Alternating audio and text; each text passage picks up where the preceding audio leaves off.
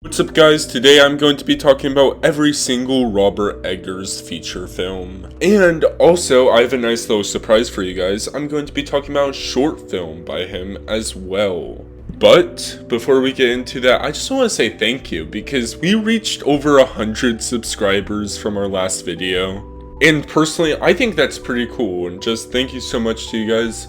Our next goal, I'd say, is negative 20 subscribers. And I think if we lose 6 to 7 subscribers each video, it should work out that way.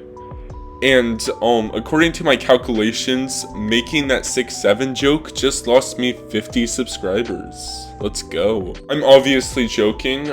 Everyone has to be subscribed or else Mr. Beast will break into your house. Anyway, enough lollygagging. Let's just dive right into it. And thank you guys again for over 100 subscribers. Seriously, that's freaking awesome, dude. Anyway, to start off, I'm going to talk about the short film just because I probably have the least to say on it. Overall, I just thought it was a pretty solid short film. One thing that I love about this short film, much like other Robert Eggers movies, but the atmosphere is just insane. The short film is only like 20 minutes or something, and I was just immersed the entire time. Just overall, this is a very well done short film, and I highly recommend it. I watched it on YouTube, so if you're watching this, you can probably watch the short film. And also, just the cinematography, amazing as always from Robert Eggers. There's very little words in this short film, yet everything just gets across to the viewer. It's a perfect example of show and don't tell. But yeah, overall, I just thought it was like a fun, spooky short film. By the way, I thought the acting was really good. Just everything overall in this short film I really liked. 8 out of 10. The first Robert Eggers feature film we are going to be talking about is The Witch, or The Vitch.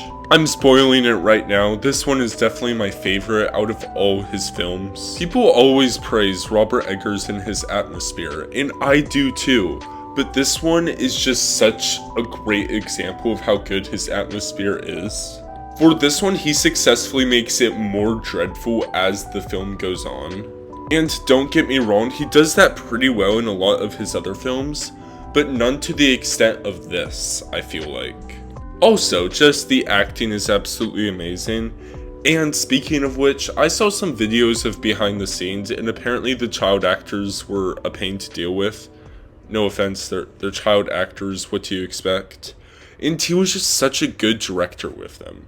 And by the way, the child actors were so amazing in this film. Especially for child actors. Like, they were amazing.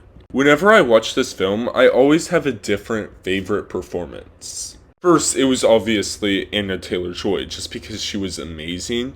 But then, I really liked Ralph Ineson. I don't know how to pronounce his name. I'm sorry. And then one day I was just thinking about this film, and I thought that Kate Dickie actually did really good. So I think that just says a lot about all the performances. Personally, I think this is a perfect movie. It's 10 out of 10. But my only problem with it is it doesn't have William Dafoe. And also, I have to mention how freaking scary the soundtrack is, but how much it rules. Because there's just like times where it just zooms on trees, and you just hear a choir like going like, oh, sorry, I can't sing. But it just makes zooming in on trees scary, and that's amazing. If your horror movie can make zooming in on trees scary, that's pretty impressive. That's really impressive. Also, the pacing, just magnificent. The film is only 90 minutes, but it feels like 3 hours, and I mean that in the best way possible. You're just so stressed throughout the film. And it also just starts off right away. And also, just the character development rocks. It's so good. This film is so good. Please go watch it. 10 out of 10 film chat. 10 out of 10. Okay, now we're going to talk about The Lighthouse, which is... It's really good, but here's the thing. I only had time to watch this film once before this video, and that was a huge mistake.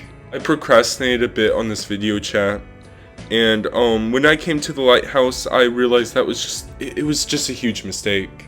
I have no idea what's going on, and now I'm just looking at like other people's interpretations of it, and I'm just trying to see what aligns most but I thought it was really good. It was really good though. Like the parts I did understand, I really liked. But apparently I'm going to have to read some like Greek mythology or something to get it. And I will. But I don't have time for that because the video comes out soon, so... Still, I just love this. And I want to give this film a 10 out of 10. But the problem is, I gave The Witch a 10 out of 10. And I liked that more. So I'm in kind of a moral conundrum right now. You know what, screw it. I'll just give it a 10 out of 10 and I'll rank The Witch higher. Yeah.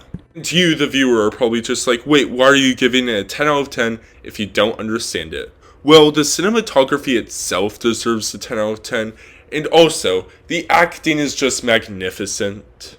When I say I don't understand it, like, I know, like, the basic story, like, what is presented, but I feel like there's just way more going on, and, like, from what I'm reading, there is way more going on. And also, this film has William Dafoe, so...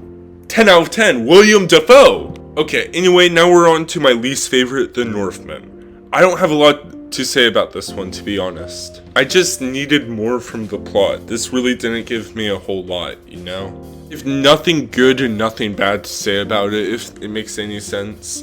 The atmosphere is good, cinematography good, as always, but from that, like, it's good. This film was just way too long for what it is, and, like, it was fine. I just felt like the pacing was atrocious. Like, yes, I liked it a lot. I had a good time watching it, but there was just nothing to, like, digest, it felt like. And that's just so weird, because his previous two films, there was so much to digest. The performances were good, I guess, so... I don't know, I'm going to give this a 7 out of 10. Okay, and the comeback of the century is here, Nosferatu. I'm not really a huge fan of remakes, so I went into this pretty wary. I was just like, oh no, what is this guy doing? And this was really good. This has Lex Luthor in it, by the way. He's amazing, but I feel like the star of the show is Lily Rose Depp. And personally, Pennywise is...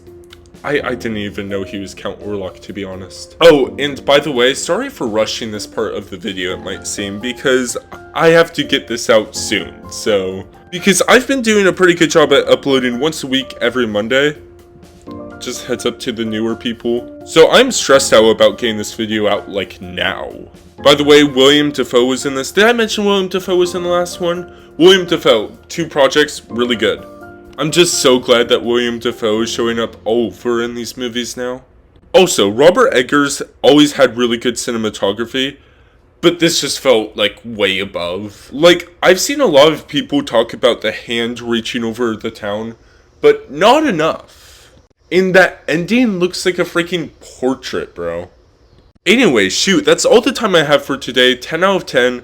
The ranking goes... By the way, this is from least to best. The ranking goes The Northman, The Lighthouse, Nosferatu, and The Witch. Hopefully I finished this video on time.